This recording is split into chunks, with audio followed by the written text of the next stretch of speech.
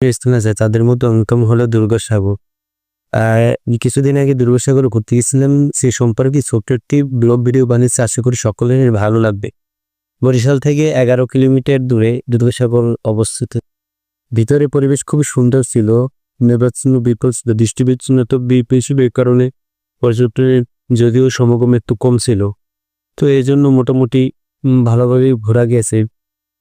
আর রাস্তাগুলো নতুন করেছে, মোটামুটি দেখতে অনেক সংস্কারের কাজ করেছে। আমি যদিও 8 বছর পরে গেছি, মোটামুটি দেখি খুবই ভালো লাগলো। পরিবেশটা দেখে শান্তশিষ্ট পরিবেশ।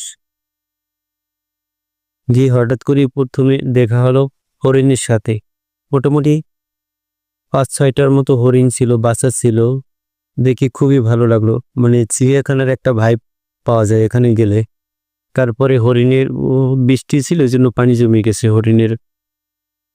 এরপরে দেখলাম খরগোশ, খরগোশ দেখতেও খুব সুন্দর ছিল। খরগোশ ঘাস খাচ্ছিল, খাবার খাচ্ছিল, দেখে খুবই ভালো লাগলো। এরপর দেখলাম ইমু পাখি, 2টা ইমু পাখি দেখলাম ভিতরে। ইমু পাখি আগে কখনো এত কাছ থেকে দেখা হয়নি, মানে সরাসরি চোখে, নিজের চোখে দেখা হয়নি।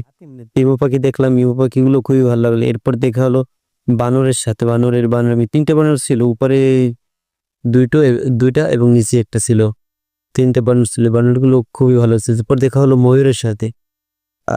আমরা অনেক বলছিলাম যদিও ময়ূরকে পাখা মেলার জন্য, তো ময়ূর তো আর পাখা মেলবে না, জাস্ট একটু ভিডিও করছিলাম, অনেকদিন করে গেছিলাম, এ কারণে।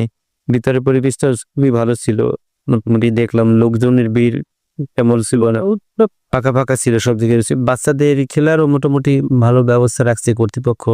ভিতরে যদিও টিকিট কেটে ঢুকতে হয় বাস থেকে। এরপর খাওয়া দাওয়ারও খুব সুন্দর মনোরম পরিবেশ, দাম অতটা খাবারের বেশি মনে হচ্ছিল না, এবং খাবার এর পরিবেশটা খুবই মনোরম, অত্যন্ত, মানে অন্যান্য পার্ক, বিনোদন পার্কে যেমন থাকে এখানেও তার ব্যতিক্রম কিছুই ছিল না।